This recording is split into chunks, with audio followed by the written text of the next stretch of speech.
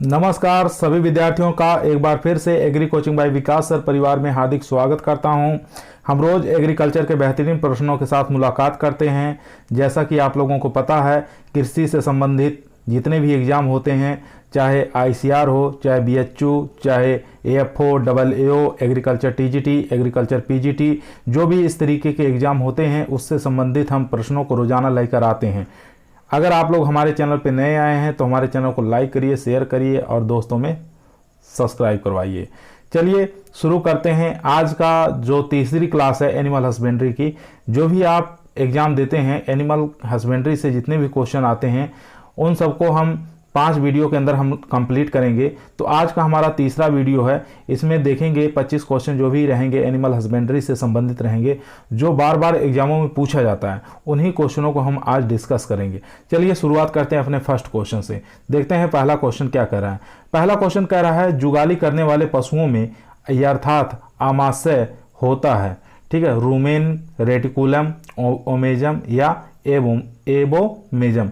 यानी कि आप लोग जानते हैं जुगाली करने वाले जो पशु होते हैं उनमें जो आमाशय होता है वो 4 भागों में बटा होता है, ठीक है। कौन कौन से? पहला पार्ट आपका रूमेन हो गया, दूसरा रेटिकुलम हो गया, तीसरा ओमेजम हो गया, चौथा हो गया एबोमेजम। इन 4 भागों में बटा होता है। तो आपको यहाँ पे बताना है कि आमाशय जो जुगाली करने वाले पशु होते हैं उसमें जो होता है ये आमाशय कौन से भाग में होता है, ठीक है, जिसमें कि भोजन को पचता है या पचाने में मदद करता है। तो देख लेते हैं। सबसे बड़ा जो पार्ट होता है आमाशय का वो हो जाएगा यानी कि रूमेन, ठीक है। रूमेन जो होता है ये सबसे बड़ा पार्ट होता है। रेटिकुलम की बात कर लेते हैं तो सबसे छोटा आमाशय जो होता है पशुओं का वो रेटिकुलम होता है। उसके बाद यहाँ पे जो क्वेश्चन पूछा जुगाली करने वाले पशुओं में यथार्थ आमाशय होता है तो वो होता है एबोमेजम, ठीक है। एबोमेजम में क्या होता है? जो भी भोजन होता है, ठीक है, जो पशु भोजन करता है उसका यहाँ पे क्या होता है? पाचन होता है, ठीक है। यही चीज क्वेश्चन यहाँ पे पूछा था। तो हमारे क्वेश्चन का करेक्ट आंसर हो जाएगा यानी कि 4th नंबर एबोमेजम। चलिए चलते हैं नेक्स्ट क्वेश्चन पर। क्वेश्चन नंबर 2 हमारा पूछ रहा है कि ब्यूटायरोमीटर का प्रयोग किस जांच के लिए किया जाता है, ठीक है। यहाँ पे देख सकते हैं ये जो यंत्र आप देख रहे हैं इसका नाम है गर्बर विधि, ठीक है। गर्बर मशीन इसको कहते हैं, गर्बर मशीन है ये, ठीक है। इसमें क्या होता है? ब्यूटारोमीटर, यहाँ पे आप देख सकते हैं ये ब्यूटारोमीटर होता है। इसके अंदर मिल्क को डाला जाता है, मिल्क डालने के बाद इसके अंदर इसमें फिट किया जाता है। फिट करने के बाद इसको हम चक्कर लगाते हैं, ठीक है, प्रति मिनट की दर से। तो इससे क्या ज्ञात करते हैं ब्यूटारोमीटर से? यही आपको बताना है, प्रोटीन, लैक्टोज या कैसीन या वसा। तो इसका करेक्ट आंसर हो जाएगा कि ब्यूटारोमीटर से क्या ज्ञात करते हैं? वसा की प्रतिशत मात्रा ज्ञात करते हैं। तो हमारे क्वेश्चन का करेक्ट आंसर हो जाएगा मेरे दोस्त यानी कि डी वाला इसमें करेक्ट आंसर हो जाएगा। चलिए चलते हैं क्वेश्चन नंबर 3 पर। क्वेश्चन नंबर 3 कह रहा है पशुओं में खुरहरा करने का लाभ क्या है, ठीक है। आपको मतलब खुरहरा इसको कहा जाता है ग्रूमिंग, ठीक है। क्या कहते हैं? ग्रूमिंग कहा जाता है, ये आप याद रखेंगे। ग्रूमिंग कहते हैं खुरहरा। खुरहरा की जगह ग्रूमिंग भी दे सकता है क्वेश्चन में। तो इसमें से बताना पशुओं को खुरहरा करने से क्या लाभ होते हैं? रक्त संचार बढ़ता है, दूसरा ऑप्शन है हृदय परजीवियों का बचाव होता है, तीसरा ऑप्शन दूध उत्पादन में लाभ होता है, चौथा ऑप्शन है इसमें उपरोक्त सभी। इन चारों में से बताइए कौन सा करेक्ट आंसर हो जाएगा। तो इसका करेक्ट आंसर हो जाएगा यानी कि उपरोक्त सभी। ये सभी जितने भी हैं ये ग्रूमिंग करने से लाभ होते हैं, यानी कि पशुओं का रक्त संचार में वृद्धि होती है, ठीक है, हृदय परजीवियों का बचाव होता है और ये क्या नाम है, दूध उत्पादन में भी लाभ होता है, ठीक है। इन सभी चीजों से क्या होता है? लाभ होता है पशुओं को खुरहरा करने से। चलिए चलते हैं क्वेश्चन नंबर 4 पर। क्वेश्चन नंबर 4 कह रहा है कि राष्ट्रीय घोड़ा अनुसंधान संस्थान कहां पर स्थित है? जयपुर में, जोधपुर में, हिसार में या गुजरात में? इन चारों में से बताइए। बहुत ही इजी, बहुत आसान क्वेश्चन है। इसका जवाब आप लोग आसानी से दे सकते हैं। ये काफी बार एग्जाम में पूछा गया है तो इसलिए आप लोग इसको ध्यानपूर्वक इसका आंसर दीजिए। तो इसका करेक्ट आंसर हो जाएगा यानी कि हिसार हो जाएगा। सी नंबर एकदम करेक्ट आंसर हो जाएगा। हिसार यानी कि कहां पर है? ये हरियाणा के अंदर है, ठीक है। हरियाणा राज्य में स्थित है हिसार। यहां पर क्या है? राष्ट्रीय घोड़ा अनुसंधान संस्थान स्थित है। चलिए चलते हैं क्वेश्चन नंबर 5 पर। क्वेश्चन नंबर यहाँ पे 5 पूछ रहा है गाय के शरीर का तापमान कितना होता है, ठीक है। आपको बताना है गाय के शरीर का टेम्परेचर कितना होता है। ऑप्शन देख लेते हैं। पहला ऑप्शन है 101.5 डिग्री फ़ारेनहाइट, दूसरा है 104 डिग्री फ़ारेनहाइट, तीसरा ऑप्शन है 105 डिग्री फ़ारेनहाइट, चौथा है 106 डिग्री फ़ारेनहाइट। इन चारों ऑप्शनों से बताइए कौन सा सही हो जाएगा। यानी कि गाय का टेम्परेचर यहाँ पे पूछ रहा है तो इसका करेक्ट आंसर हो जाएगा ए वाला ठीक है, यानी कि गाय और भैंस का दोनों का टेम्परेचर कितना होता है 101.5 डिग्री फ़ारेनहाइट में होता है। उसके बाद मुर्गी की बात कर लेते हैं। मुर्गी का टेम्परेचर कितना होता है? मुर्गी का टेम्परेचर होता है 106 डिग्री फ़ारेनहाइट। इसको भी याद रखेंगे, बहुत बार एग्जामों में ये भी क्वेश्चन पूछा गया। चलिए चलते हैं क्वेश्चन नंबर 6 पर। क्वेश्चन नंबर 6 कह रहा है गाय की सबसे बौनी नस्ल कौन सी होती है? ठीक है, आपको बताना है गाय की सबसे बौनी नस्ल कौन सी होती है। बेचौर होती है, कांगेयम होती है, बेचूर होती है या पंगा नूर होती है। इन चारों में से बताइए कौन सी गाय की सबसे बौनी नस्ल होती है। ठीक है, जिसको हम मिनिएचर गाय के नाम से भी जाना जाता है, तो ये आपको बताना है। तो इसका करेक्ट आंसर हो जाएगा, यानी कि सी ऑप्शन इसमें करेक्ट आंसर हो जाएगा। बेचूर जो होती है ये सबसे बौनी गाय की प्रजाति होती है। ठीक है, ये पाई कहाँ जाती है? ये केरल के अंदर पाई जाती है। ठीक है, कहाँ पाई जाती है? केरल के अंदर पाई जाती है। इसको आप याद रखेंगे। चलिए चलते हैं क्वेश्चन नंबर 7 पर। क्वेश्चन नंबर 7 कह रहा है मिल्क चैंपियन के नाम से प्रसिद्ध बकरी की नस्ल कौन सी है? ठीक है, आपको बताना है मिल्क चैंपियन के नाम से कौन सी बकरी प्रसिद्ध है। तो ऑप्शन देख लेते हैं। पहला ऑप्शन है सानेन, दूसरा है जमुनापारी, तीसरा है बर्बरी, चौथा ऑप्शन है टोगनबर्ग। इन चारों में से बताइए कौन सा करेक्ट आंसर हो जाएगा। तो इसका करेक्ट आंसर हो जाएगा यानी कि टोगनबर्ग। टोगनबर्ग को मिल्क चैंपियन के क्यों कहा जाता है? क्योंकि ये लगातार 2 वर्ष तक दूध देती है। ठीक है, लगातार 2 वर्ष तक क्या होती है?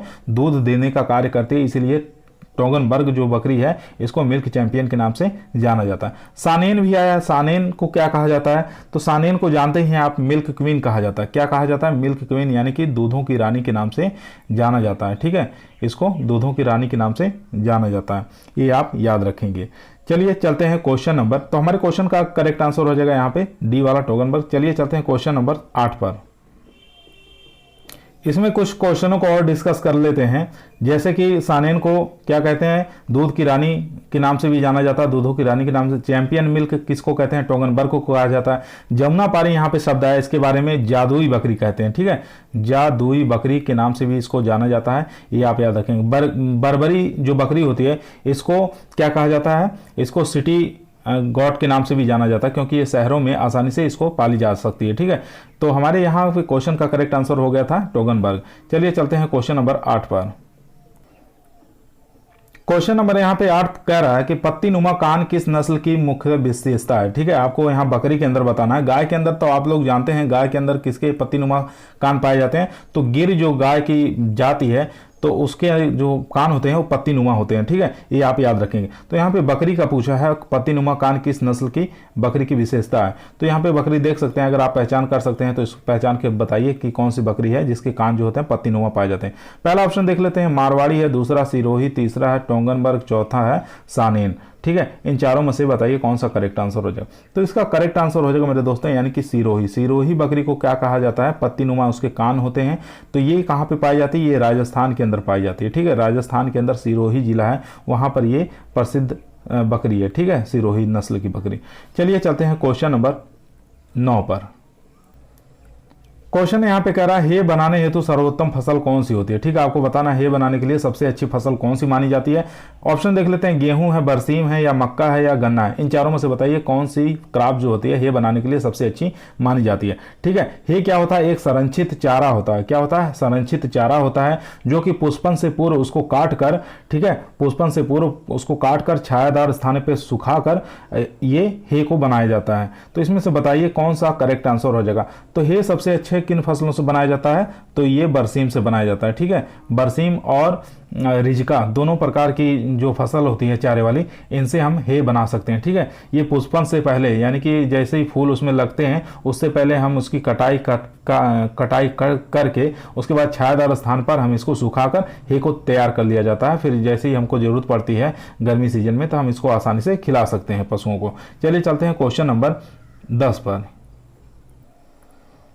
क्वेश्चन नंबर 10 कह रहा है वीर्य भंडारण हेतु किस गैस का उपयोग किया जाता है। ठीक है, आप लोग देखते हैं कि जो सीमन होता है, सीमन को किस एक गैस के अंदर रखा जाता है, तो उस गैस का नाम बताना है कि वीर्य भंडारण हेतु कौन सी गैस का प्रयोग करते हैं। हाइड्रोजन है, नाइट्रोजन है, ऑक्सीजन है, या ओजोन है। इन चारों ऑप्शनों में से बताइए कौन सा करेक्ट आंसर हो जाएगा।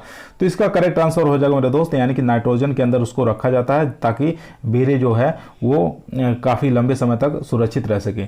ठीक है, और किस यंत्र के अंदर रखते हैं ये भी क्वेश्चन पूछा जाता है, तो उसको क्रायोकेन के नाम से जाना जाता है। ठीक है, क्रायोकेन के नाम से उसको जाना जाता है, इसको आप याद रखेंगे। चलिए चलते हैं क्वेश्चन नंबर 11 पर। क्वेश्चन नंबर 11 कह रहा है अम्लीय साइलेज में किस अम्ल की मात्रा सर्वाधिक पाई जाती है। ठीक है, हाँ, साइलेज दो प्रकार की होती है, एक मीठी साइलेज होती है, एक अम्लीय साइलेज होती है। तो यहाँ पे पूछ रहा है अम्लीय साइलेज के अंदर किस अम्ल की अधिकता के कारण वो अम्लीय हो जाती है, लैक्टिक अम्ल, एस्टिक अम्ल या पामेटिक अम्ल या सेट्रिक अम्ल। पहले हम बात कर लेते हैं मीठी साइलेज। जो मीठी साइलेज होती है, ठीक है, मीठी साइलेज जो होती है, साइलेज वो किसके कारण मीठी होती है, वो लैक्टिक अम्ल के कारण मीठी होती है। ठीक है, लैक्टिक अम्ल के कारण क्या होती है, मीठी होती है। और यहाँ पर अम्लीय पूछ रहा है, ठीक है, अम्लीय साइलेज बनाने के लिए सर्वाधिक किसमें प्रयोग करते हैं, तो इसका करेक्ट आंसर हो जाएगा एस्टिक अम्ल। एस्टिक अम्ल के कारण क्या होता है, वो साइलेज हमारी अम्लीय हो जाती है या खट्टी साइलेज हो जाती है। तो मीठी साइलेज के लिए लैक्टिक अम्ल। ये दोनों क्वेश्चन को आप बढ़िया से याद करके रखेंगे, क्योंकि बहुत बार ये रिपीट होता है क्वेश्चन। और एनिमल हस्बेंड्री से ऐसा कोई एग्जाम नहीं है जिसके अंदर 2 या 3 क्वेश्चन आपको एग्जाम में देखने को ना मिले। ठीक है, तो इस प्रकार आप लोग बढ़िया से तैयारी करिए। चलिए चलते हैं क्वेश्चन नंबर 12 पर। क्वेश्चन नंबर 12, भारतीय गायों में यौना आरंभ अवधि होती है 10 माह, 18 माह, 24 माह या 30 माह। तो इसका करेक्ट आंसर हो जाएगा यानी कि 24 माह। ठीक है, ये करेक्ट आंसर हो जाएगा इसका थर्ड वाला।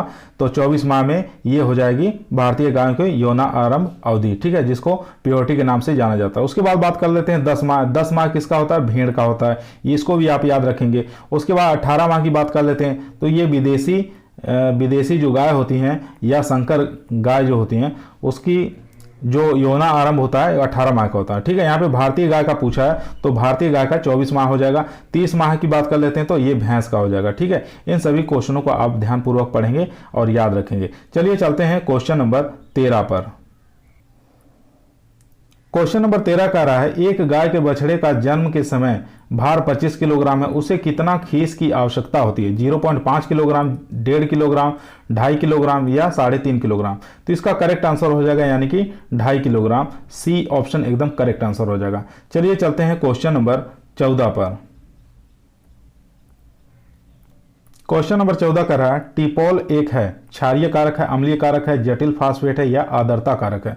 तो टिपोल क्या होता है, जो बर्तन धोने के लिए, जो दूध वाले बर्तन होते हैं उनको धोने के रूप में धावन पदार्थ एक मिलाया जाता है, तो उसको हम टिपोल कहा जाता है। ठीक है, तो वो किस प्रकार के आर्द्रता कारक है या जटिल फास्फेट होता है, अम्लीय कारक होता है या क्षारीय कारक। तो ये होता है आर्द्रता कारक। ठीक है, इसका डी ऑप्शन इसमें करेक्ट आंसर हो जाएगा, जिसमें हम सल्फोनेविक एल्कोहल के रूप में हम मिलाते हैं उसके अंदर। चलिए देखते हैं क्वेश्चन नंबर 15। अगर आप लोग हमारे चैनल पर नए आए हैं तो हमारे चैनल को लाइक करिए, शेयर करिए और अधिक से अधिक सब्सक्राइब करिए। चलिए चलते हैं क्वेश्चन नंबर 15 पर। क्वेश्चन नंबर 15 कह रहा है दाद किसके द्वारा होता है। ठीक है, जीवाणु द्वारा, फफूंद द्वारा, शैवाल द्वारा, विषाणु द्वारा। काफी आसान क्वेश्चन है। तो ये आप लोग जानते हैं दाद किसके द्वारा होता है, ये फंगस के कारण होता है, यानी कि फफूंद के कारण होता है। तो बी ऑप्शन इसमें हमारा करेक्ट आंसर हो जाएगा। चलिए चलते हैं क्वेश्चन नंबर 16 पर। क्वेश्चन नंबर 16 पूछ रहा है यहाँ पे भेड़ की प्रजनन क्षमता बढ़ाने के लिए भेड़ के ब्याने के 3 से 4 सप्ताह पूर्व एक विशेष राशन दिया जाता है, क्या कहलाता है। फल्सिंग कहलाता है, स्टीमिंग अप कहलाता है, उत्पादन राशन कहलाता है या ब्रीडिंग राशन कहलाता है। इन चारों में से बताइए कौन सा करेक्ट आंसर हो जाएगा। तो इसका करेक्ट आंसर हो जाएगा फल्सिंग कहलाता है। ठीक है, ए ऑप्शन इसमें करेक्ट आंसर हो जाएगा। स्टीमिंग अप किसे कहते हैं, यानी कि गाय और भैंस को जो राशन देते हैं उसको क्या कहते हैं, स्टीमिंग अप कहा जाता है। ठीक है, ये आप याद रखेंगे। चलिए चलते हैं क्वेश्चन नंबर 17 पर। क्वेश्चन नंबर काफी आसान है, 17 नंबर देख सकते हैं यहाँ पे। भेड़ के मीट को क्या कहा जाता है। ठीक है, काफी इजी क्वेश्चन है। चिकन कहा जाता है, बीफ कहा जाता है, पोर्क कहा जाता है या मटन कहा जाता है। तो भेड़ के मीट को क्या कहा जाता है, मटन के नाम से जाना जाता है। फोर्थ ऑप्शन इसमें करेक्ट आंसर हो जाएगा। चिकन किसके मांस को कहते हैं, मुर्गी के मांस को क्या कहा जाता है, चिकन कहा जाता है। बीफ किसके मांस को कहते हैं, गाय के मांस को क्या कहा जाता है, बीफ कहा जाता है। पोर्क किस मांस को कहते हैं, तो सुअर के मांस को क्या कहा जाता है, पोर्क के नाम से जाना जाता है। चलिए चलते हैं क्वेश्चन नंबर 18 पर। क्वेश्चन नंबर 18 कह रहा है भैंस की सबसे बड़ी और भारी नस्ल कौन सी होती है, जाफराबादी, भदावरी, जाफराबादी, मुर्रा, कांकरेज। इन चारों में से बताइए भैंस की सबसे भारी नस्ल कौन सी होती है। तो इसका करेक्ट आंसर हो जाएगा यानी कि जाफराबादी जो भैंस होती है ये भैंसों में सबसे भारी नस्ल होती है। ठीक है, उसके बाद बात कर लेते हैं मुर्रा की। मुर्रा सबसे ज्यादा दूध उत्पादन करने वाली भैंसों में नंबर 1 के जाने। और यहाँ पे कांकरेज है, कांकरेज तो भैंस की नस्ल नहीं है, ये गाय की नस्ल होती है, तो इसलिए आप याद रखेंगे। तो यहाँ पे जो भैंस की नस्ल देख रखे हैं ये है जाफराबादी। ठीक है, जाफराबादी इस प्रकार की होती है, छोटी होती है, इसको मिनी एलिफेंट के नाम से भी जाना जाता है। ठीक है, ये आप याद रखेंगे। चलिए चलते हैं क्वेश्चन नंबर 19 पर। क्वेश्चन नंबर 19 कह रहा है बकरी की हृदय गति कितनी होती है, ठीक है, जिसको नाड़ी गति कहते हैं या हृदय गति कह सकते हैं। तो प्रति मिनट कितनी होती है, 70 से 80 प्रति मिनट, 80 से 90 प्रति मिनट, 50 से 60 प्रति मिनट या 40 से 50 प्रति मिनट। इन चारों ऑप्शनों में से बताइए कौन सा करेक्ट आंसर हो जाएगा। तो इसका करेक्ट आंसर हो जाएगा 70 से लेके 80 प्रति मिनट हृदय गति होती है किसकी, बकरी की, ठीक है। यहाँ पे जो चिन्ह लगा हुआ है, यहाँ पे इसका एक वो धमनी मापने वाला वो होता है, ठीक है, उसको क्या कहते हैं, फेमोरल धमनी के नाम से जानते हैं, ठीक है, फेमोरल धमनी के नाम से जाना जाता है। उसके द्वारा हम उसकी नाड़ी गति यानी कि हृदय गति को नापते हैं, ये आप याद रखेंगे। इस यंत्र को भी पूछ सकता है, ठीक है। तो इसका करेक्ट आंसर हो जाएगा यानी कि यहाँ पे 1 मिनट दोस्तों। क्वेश्चन नंबर 20 कह रहा है जसवंत पशु मेला प्रदर्शनी कहां पर आयोजित किया जाता है, ठीक है। पशु मेला से एक क्वेश्चन जरूर हर एग्जाम में पूछा जाता है। तो यहाँ पे पूछ रहा है जसवंत पशु मेला कहां पर आयोजित किया जाता है, भरतपुर, नौहर, जयपुर या जालोर में। तो इसका करेक्ट आंसर हो जाएगा यानी कि भरतपुर के अंदर ये जसवंत मेला लगाया जाता है, ठीक है। तो इसका ए ऑप्शन करेक्ट आंसर हो जाएगा, ये राजस्थान के अंदर स्थित है भरतपुर। चलिए चलते हैं क्वेश्चन नंबर 21 पर। क्वेश्चन नंबर 21 कह रहा है राष्ट्रीय डेयरी विकास बोर्ड स्थित कहां पर है, करनाल में है या अहमदाबाद, करनाल या पुणे, ठीक है, आनंद, सॉरी यहाँ पे आनंद लिखा हुआ है। तो इसमें बताइए राष्ट्रीय डेयरी विकास बोर्ड स्थित कहां पर है। तो इसका करेक्ट आंसर हो जाएगा आनंद के अंदर स्थित है, यानी कि ए ऑप्शन इसमें करेक्ट आंसर हो जाएगा, ठीक है। NDDB कहा जाता है इसको, क्या कहा जाता है, NDDB, national dairy development board कहा जाता है, ठीक है। अगर यही पूछ लेता है NDRI, ठीक है, ये कहां पर स्थित है, तो NDRI यानी कि नेशनल डेयरी रिसर्च इंस्टीट्यूट, ये हो जाएगा करनाल में। तो हमारे क्वेश्चन का करेक्ट आंसर हो जाएगा ए ऑप्शन आनंद, गुजरात के अंदर स्थित है राष्ट्रीय डेयरी विकास बोर्ड। चलिए चलते हैं क्वेश्चन नंबर 22 पर। क्वेश्चन नंबर 22 कह रहा दूध का पीला रंग किसके कारण होता है, कैरोटीन के कारण, विटामिन सी के कारण या कैसिन के कारण या लैक्टोज के कारण। तो दूध का पीला रंग किसके कारण होता है, तो ये हो जाएगा कैरोटीन के कारण क्या होता है, दूध का पीला रंग होता है। अगर पूछ ले दूध का सफेद रंग, ठीक है, अगर पूछ ले सफेद रंग दूध का किसके कारण होता है, तो सफेद रंग कैसिन के कारण होता है, ये आप याद रखेंगे। चलिए चलते हैं क्वेश्चन नंबर 23 पर। क्वेश्चन नंबर 23 कह रहा है प्रथम प्रजनन के समय बछिया का अवांछित शरीर भार कितना होता है, 180 से 200 किलोग्राम, 250 से लेकर 270 किलोग्राम, 350 से लेकर 370 किलोग्राम या 450 किलोग्राम, ठीक है। पूछ रहा प्रथम प्रजनन के समय बछिया का अवांछित शरीर भार कितना होता है। तो इसका करेक्ट आंसर हो जाएगा यानी कि 250 से लेकर 270 किलोग्राम बछिए का वेट होता है। तो इसमें बी ऑप्शन इसमें करेक्ट आंसर हो जाएगा। चलिए चलते हैं क्वेश्चन नंबर 24 पर। क्वेश्चन नंबर 24 हमारा कह रहा है भैंस की वह नस्ल जिसकी आंखें सफेद होती हैं, ठीक है, जिसकी आंखें क्या होती है, सफेद होती हैं। तो देख लेते हैं कौन कौन सी नस्लें हैं, मुर्रा है, नीली रावी, सूरती या महसाना। इन चारों में से बताइए कौन सी भैंस की ऐसी नस्ल है जिसकी आंख कैसी होती है, सफेद होती है। तो इसका करेक्ट आंसर हो जाएगा यानी कि नीली रावी जो भैंस की नस्ल है इसकी आंखें कैसी होती है, सफेद रंग की होती है, जिसको बॉल आइस के नाम से जाना जाता है। और नीली रावी को पंच कल्याणी के नाम से जाना जाता है, पंजाबी भैंस के नाम से जाना जाता है। इन सब चीजों को आप याद रखेंगे। आज के लास्ट सवाल पर चलते हैं, क्वेश्चन नंबर 25 पर। आज का ये हमारा लास्ट क्वेश्चन है। क्वेश्चन नंबर 25 कह रहा है राजस्थान की कामधेनु गाय की कौन सी नस्ल कहलाती है, ठीक है, गिर है, नागौरी है, कांकरेज है या राठी है। तो इसका करेक्ट आंसर हो जाएगा यानी कि राठी गाय को क्या कहते हैं, राजस्थान की कामधेनु के नाम से भी जाना जाता है, ठीक है। ये कहां पर स्थित है, पंजाब नहीं, राजस्थान के अंदर ये पाली जाती है मुख्य रूप से। तो ये याद रखेंगे, ठीक है। तो आज का क्वेश्चन सीरीज हमारी यहीं समाप्त हुई। अगर आप लोगों को अच्छा लगा हो तो हमारे चैनल को लाइक करिए, शेयर करिए और सब्सक्राइब करना ना भूलिए। सभी लोगों को धन्यवाद।